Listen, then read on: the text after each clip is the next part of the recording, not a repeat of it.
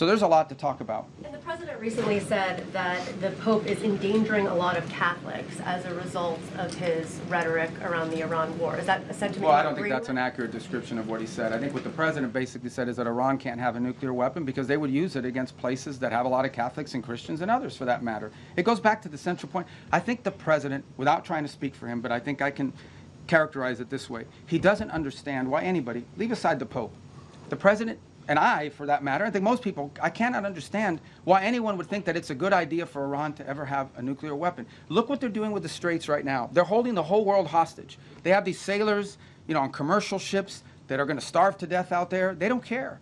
They don't care that this is melting down the economies around the world, even of their own allies. This is what they're doing with the Straits. What do you think they would do if they had a nuclear weapon? They would hold the world hostage with that nuclear weapon. That's what they would do. They would do exactly to the world with a nuclear weapon what they're doing now with the Straits.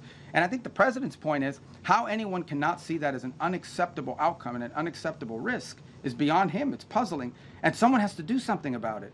The difference between this president and like the 6 presidents that preceded him were that he's the only one that's actually been willing to do something about it. Everyone says Iran can't have a nuclear weapon, but you got to do something about it at some point. And he's been willing to address that threat. And that's what he promised he would do when he got elected, by the way, is address threats like this.